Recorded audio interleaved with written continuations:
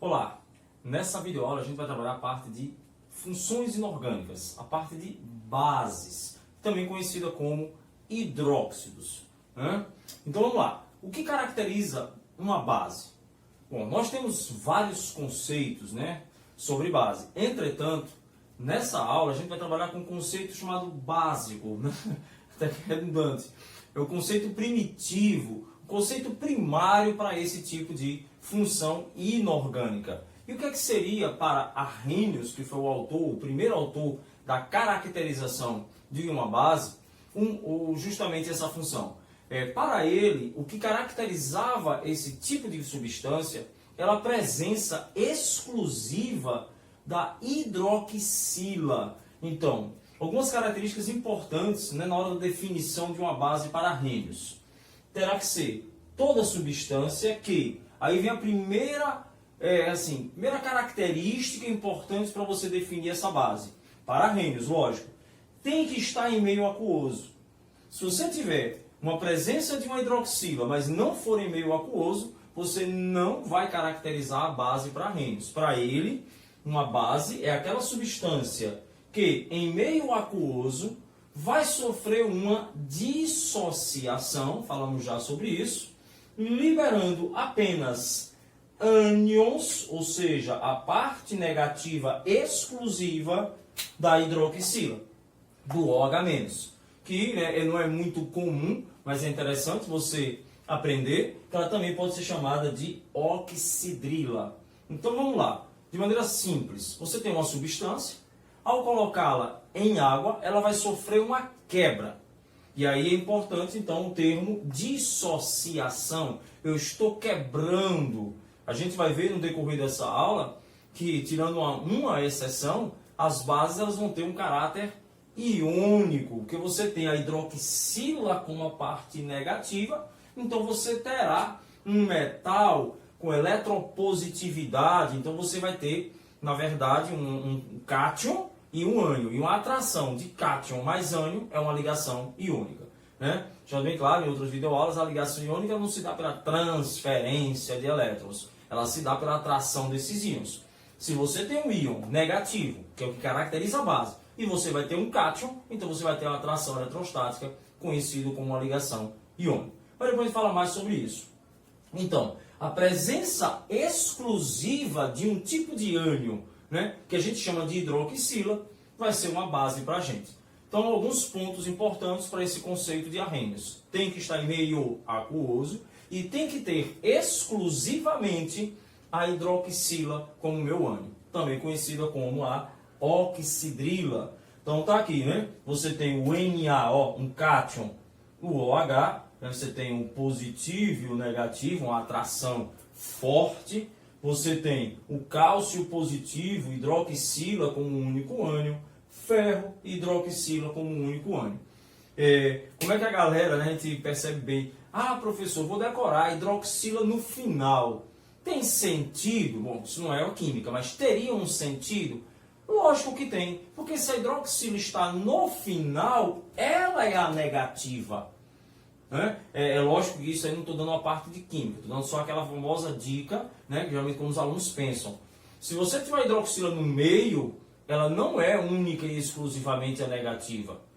Você pode ter um composto, vamos embora, MgOHCl. Isso não é uma base. Você não pode se confundir. Você tem o cloro aqui negativo. Professor, como é que eu vou saber que o cloro negativo? Eu tenho muita dificuldade em química. Não é dica, né, propriamente dito. É uma regra. Né? Quanto mais à direita você tem na sua fórmula, maior o seu caráter eletronegativo. Então eu estou dizendo que o cloro e a hidroxila são os meus negativos. Então esse composto, né, essa substância aqui, ela não é uma base. Ela vai ter um caráter básico. Então toma cuidado. Por isso que a galera, né, de um modo geral, a hidroxila no final. Ela tendo a hidroxila no final, ela vai ser, né, uma base, porque ela vai ser exclusivamente, se for lógico a única, a parte negativa. Bora lá? Como eu vou visualizar uma base com a sua fórmula geral? Lembre-se que a hidroxila sempre tem o oxigênio, a gente coloca aqui o negativo, só por uma questão de escrita, mas o negativo está do lado do oxigênio, né? O oxigênio faz duas ligações, está fazendo uma ligação com o hidrogênio, então está com outra valência livre. Então, você tem lá um oxigênio negativo. Então, e é sempre menos um. Se ele faz duas, uma está com hidrogênio, então está faltando uma valência. Então eu posso dizer, genericamente, que eu vou ter uma substância qualquer aqui, vou chamar aqui de X, aproveitar, né? X, e vou colocar aqui a minha hidroxila. O que é que eu sei? A hidroxila é sempre menos 1. O X eu não sei, então vamos colocar aqui um mais qualquer, né? Um mais A qualquer. Eu estou dizendo que a valência desse cátion não é fixa, pode ser mais 1, pode ser mais 2, pode ser mais 3, mas a valência da hidroxila é sempre menos 1. Que é aquela velha regrinha, né, de inverter, né? Que aí a gente vai ver em outras aulas, mas não custa nada entender. Quando você está invertendo, você está equilibrando essas cargas. Ninguém pode perder 20 elétrons e o outro átomo só ganhar 1.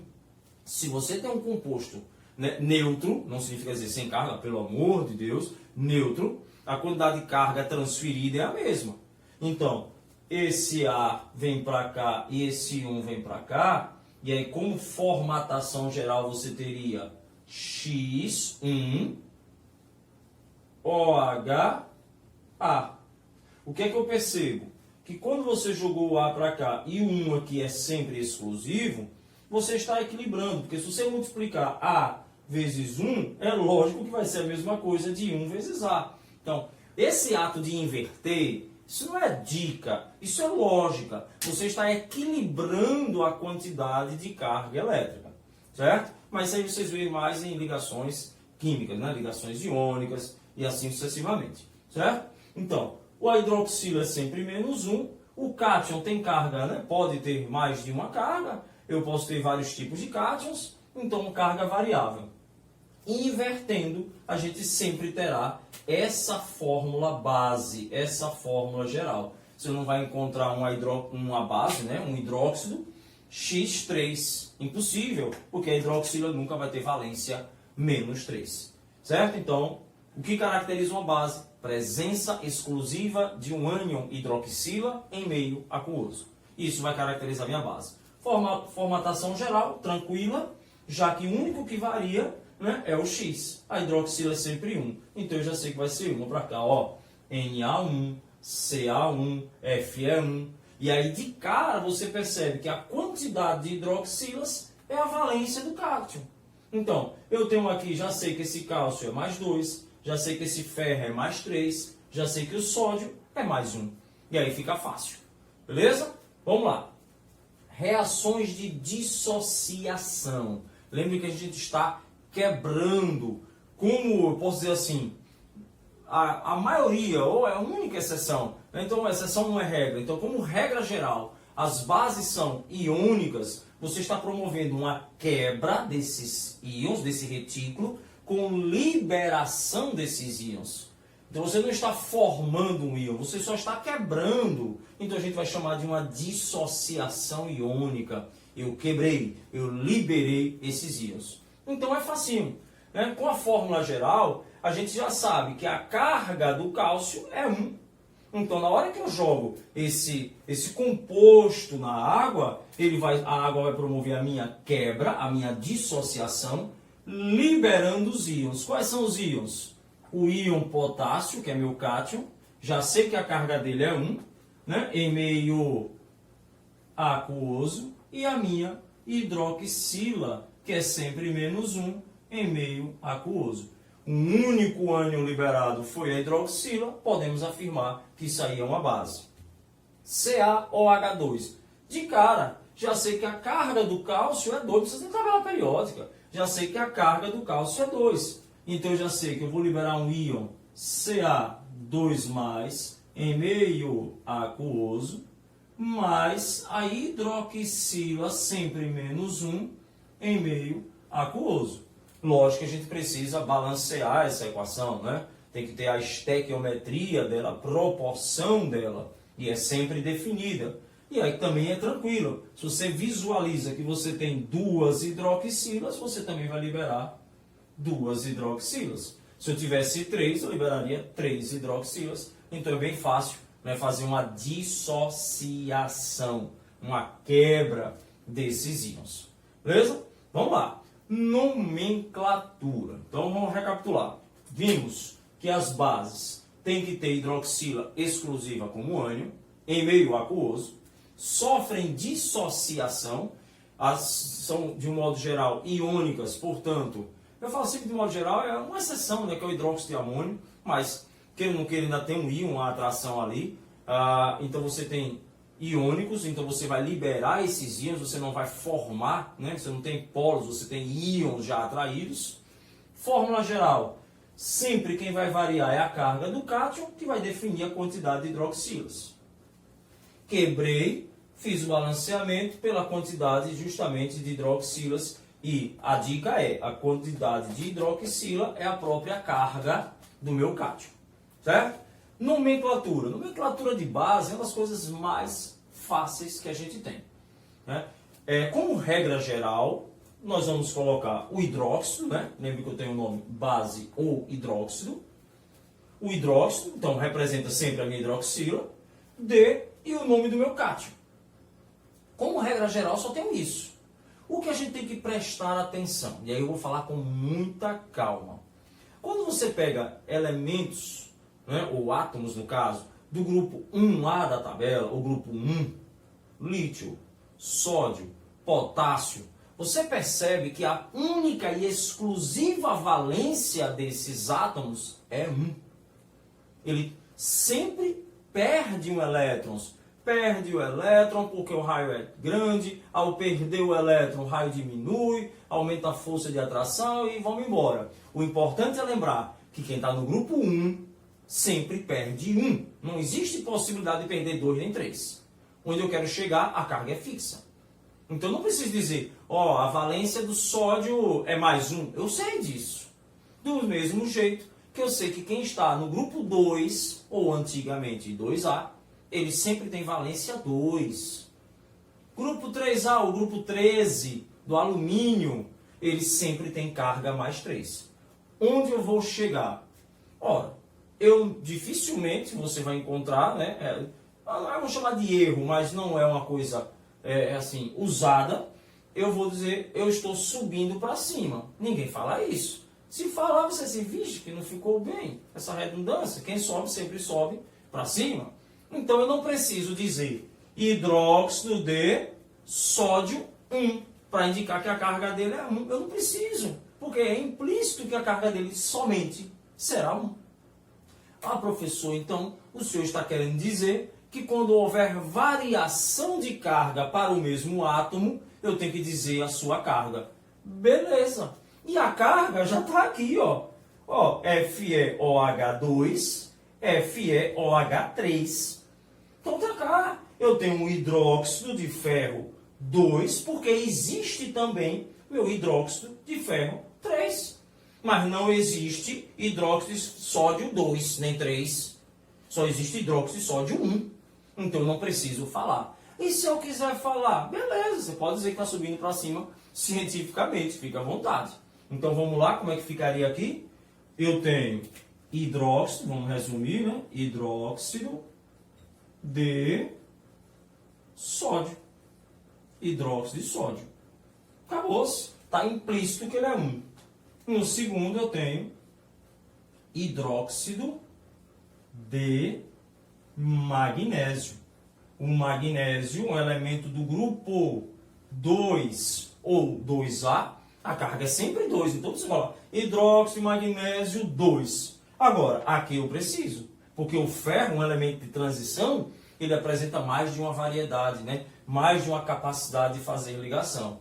Então eu preciso dizer que eu tenho um hidróxido de ferro 2.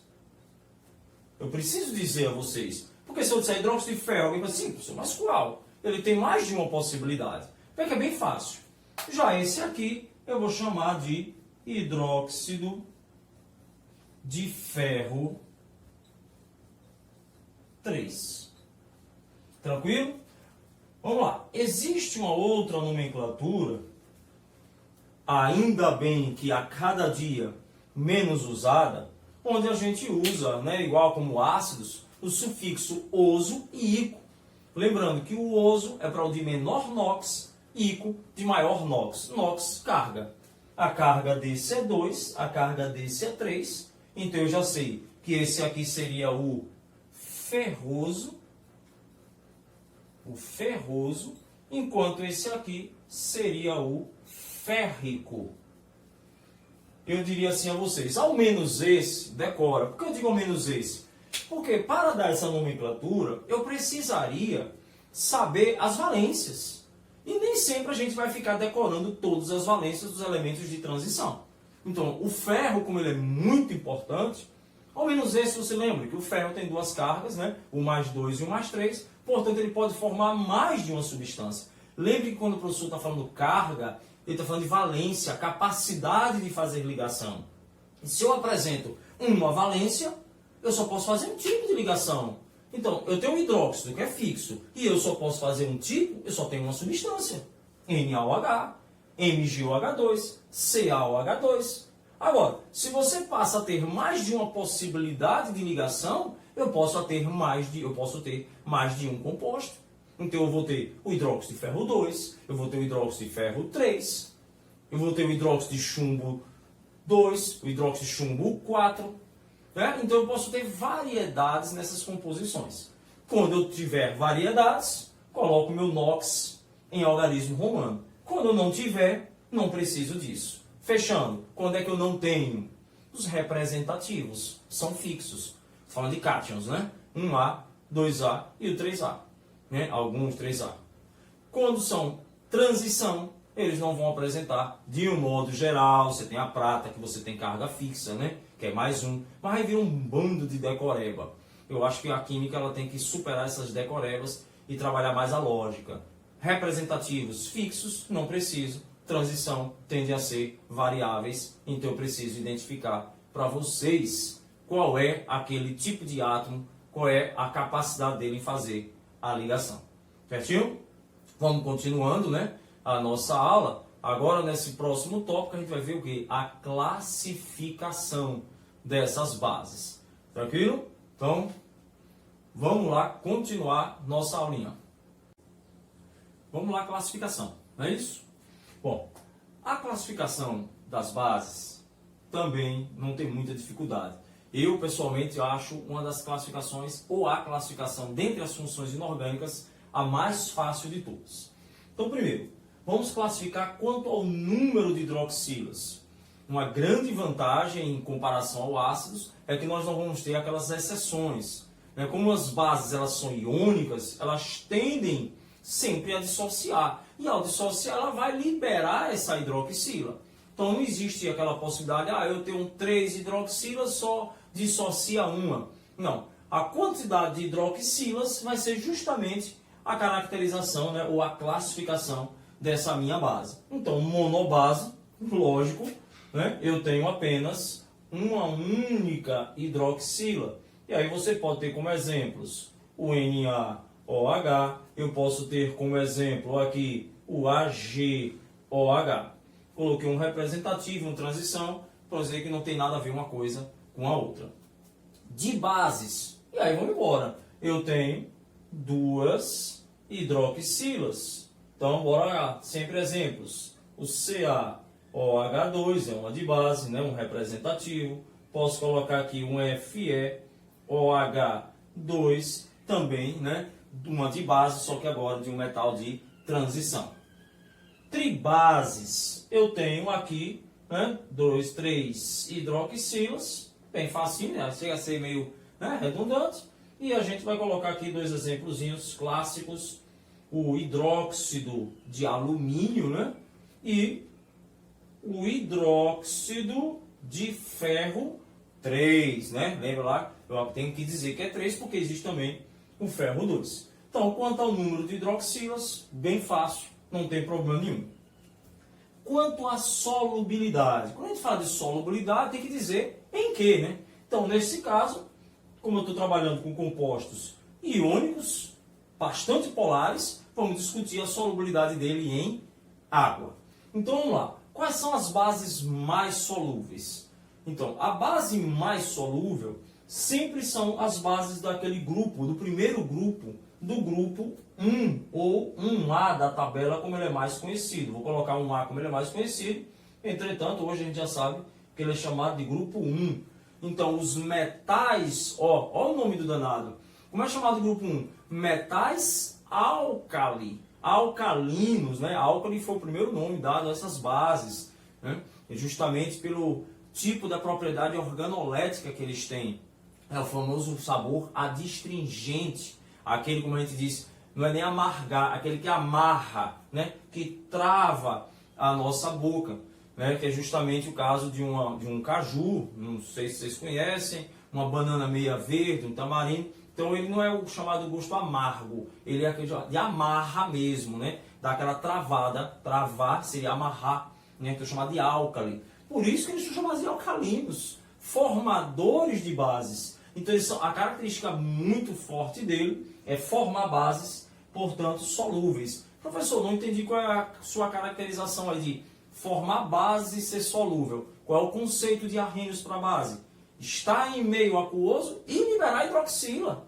Então, quanto mais solúvel for a minha base, maior meu caráter básico. A gente vai ver já, né? Já podemos fazer inclusive uma associação, maior a minha força.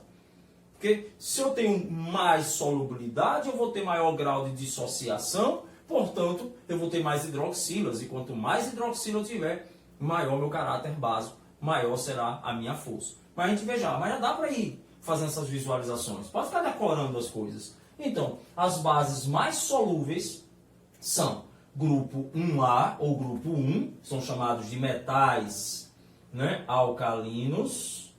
Os metais alcalinos. E temos aqui com cuidado, certo? O meu hidróxido de amônio. Mas eu tenho que tomar muito cuidado com o hidróxido de amônio. Porque o hidróxido de amônio é um tipo de substância que só existe em solução aquosa. Não existe hidróxido de amônio puro, cristal. Ele é só em solução aquosa. Por isso que eu posso dizer, aspas, a gente vai discutir Raginho, que ele é insolúvel. Ora, se ele é uma substância que só existe em solução aquosa, ela não pode ser insolúvel, senão ela não existiria. Né? Mas aí eu queria que vocês entendessem, só uma curiosidade, que a gente diz, o hidróxido de amônio é insolúvel. É meio que um erro. Por que meio que um erro? Porque, na verdade, o que é que acontece? A gente pega a amônia, né? Jogamos ela em água, e essa reação da amônia em água é que forma o hidróxido de amônio. Então, na verdade, se alguém tivesse que dizer quem é solúvel em quem é solúvel em água é o amônia, né? E não o hidróxido de amônio. Mas como de modo geral as pessoas misturam muito a amônia e hidróxido de amônio, afinal de contas o hidróxido de amônio ele só existe como substância em meio aquoso, a gente geralmente fala como base o hidróxido de amônio. Mas aí vem já uma curiosidade, às vezes eu me adianto um pouquinho, mas eu queria que vocês raciocinassem comigo. Se eu acabei de falar que os solúveis eles liberam a hidroxila com facilidade, eu tenho que tomar cuidado com o hidróxido de amônio. Apesar dele ser solúvel, a tendência dele, como ele só existe em água, é se decompor em amônia e não em hidroxila. Então eu vou dizer que apesar de ser solúvel, a quantidade que caracteriza, né, a base, ela é baixa. Certo? Mas vamos ver mais, mas eu acho que já vai dar para a gente entender. Quais são as poucos solúveis? Ora, se as mais solúveis são os metais alcalinos, você vai ver, né, de alta eletropositividade, de um alto caráter iônico. Você vai, né, vindo para o 2A, você vai diminuindo essa solubilidade. Então eu posso dizer que os poucos solúveis são justamente os elementos do grupo 2A, também chamados de metais alcalinos terrosos. Mas como nem tudo nessa vida é uma maravilha, temos duas exceções. Quais são as exceções? As exceções, exceto o meu querido berílio, vou colocar aqui embaixo, e o magnésio. Esses dois, coloquei embaixo e em cima do outro ali, que é justamente como vocês encontram na tabela. O berílio e o magnésio. Professor, temos, né, como discutir essa exceção? Temos. Quando você olha para um composto como uma base, você percebe um caráter iônico nela. Você percebe uma diferença de polaridade nela, né? Quando você olha para o berílio e magnésio, eu já estou vindo para o lado, um pouquinho, lógico, um pouquinho, mas isso tudo implica, para um pouquinho para o lado, né, direito da minha tabela, eu estou olhando elementos que estão acima da tabela. Onde você quer chegar? Elementos com raio atômico menores. E se eles são menores, a tendência em formar cátions diminui. Então você passa a ter compostos com baixa diferença de eletronegatividade, baixas dentro comparado com os outros, tudo em comparações. Então, se eles não tendem a ter muita polaridade, a tendência é eles não se dissolverem tanto em água. É? Legal? Então, aquela velha decoreba, quais são os solúveis? 1A. Quais são os poucos solúveis? 2A, exceto berílio e magnésio. A exceção vem pelo tipo de raio atômico. O raio atômico maior, ele é mais eletropositivo, vai ter um cátion atraído pelo ânion, uma polaridade maior e, logicamente, uma maior dissolução, uma maior solubilidade em água. É claro que existem vários outros fatores que alteram a solubilidade, não é só a questão do tamanho do átomo, envolve a carga também, mas aí já começa a ficar um negócio mais complexo e não para o ensino médio. Porque você tem que lembrar um pouquinho de força elétrica em física.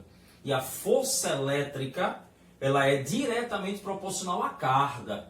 Então, se você começa a ter cargas muito grandes, você tende a ter uma atração maior. E essa atração maior vai dificultar justamente na dissociação, né? Então, por isso você começa a perceber, por exemplo, como o hidróxido de alumínio, alumínio carga mais 3, né? O hidróxido de ferro 3... eles tendem a ser menos solúveis. Então, assim, é bom entender, né, o que é solubilidade, mas também uma videoaula dessa, que a gente está trabalhando mais a nível de ensino médio, a gente fica restrito, né, a, digamos assim, a eletropositividade, eletronegatividade. A gente não vai entrar em detalhes, como, por exemplo, quantidade de carga elétrica em cima do meu cátion, certo? Tranquilo, mas dá para entender. Você tem cargas menores, você tem forças, polaridades, lógico, mas você tem forças menores, então vai ser mais fácil você quebrar.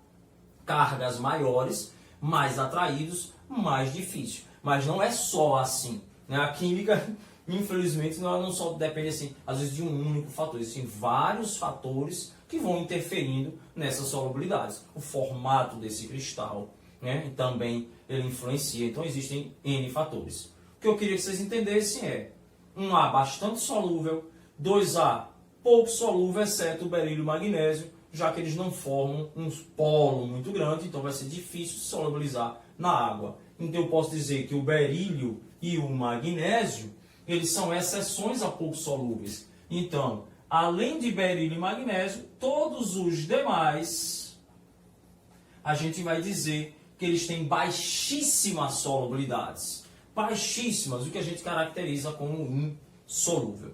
Então vamos fechar. Porque essa parte é fundamental para a gente ir para o grau de dissociação. Porque quem sabe uma, já sabe a outra automaticamente. Então, os mais solúveis de todos, o grupo 1. Os medianos, grupo 2, exceto o berílio e o magnésio, que com o restante da galera são todos insolúveis. Ou, como eu gosto de dizer, praticamente insolúveis, né? Porque se é uma base, tem que ter hidroxila. Então, mas é uma quantidade extremamente pequena de hidroxilas. E aí já fomos para cá. Se eu tenho uma quantidade extremamente pequena de hidroxila, o que caracteriza a minha base é pouco. Então já vai me entender, né? Já vai começar a perceber que quando você vai definir o grau de dissociação, quanto eu consigo quebrar da minha estrutura, tem muito a ver com a solubilidade em água. Então, se você consegue quebrar facilmente ou medianamente, você libera muito hidroxila. Se eu não consigo quebrar, né, dissolver, eu também não consigo quebrar. Como é que os vestibulares geralmente trabalham? Fortes e fracas. Né? Eu, pessoalmente, gosto de fazer uma escala de força. Né? Um A é mais forte que 2A, que vai diminuindo. Porque, com certeza, uma soda cáustica é muito mais forte do que o hidróxido de cálcio, né? A cal extinta. Mas, a nível de vestibular, eles resumem tudo em fortes e fracas. E quais seriam nossas fortes? Os metais alcalinos e alcalinos terrosos, logicamente, com a exceção do berílio e do nosso querido magnésio. E todas as demais bases, elas serão fracas, pouco solúveis, portanto, né, ou insolúveis, pouquíssimo solúveis, ou, logicamente, fracas, porque não tendem a liberar as hidroxilas. Certinho? Bom, essa foi aí a nossa base, nessa aula sobre bases, hidróxidos, né, álcali, como foi primeiro falado em latim, né, de organoleticamente, né, fechar, né, amarrar com o sabor, né, importantíssimo. Não podemos esquecer sobre a questão dos indicadores. O indicador que vocês não podem ir para um vestibular, para uma prova, sem saber, é a fenolftaleína. Lá em ácidos a gente viu que ela ficava incolor, agora nas bases ela vai ficar rosa, rósea. Então, quando você coloca uma base e coloca um indicador, né, o indicador, a indicação que você tem uma substância ou básica ou de caráter básico, vai ser justamente a coloração rósea. Tranquilo? Um grande abraço, né? E vamos continuando, né, com as nossas videoaulas nas funções inorgânicas. Valeu, pessoal. Tudo de bom.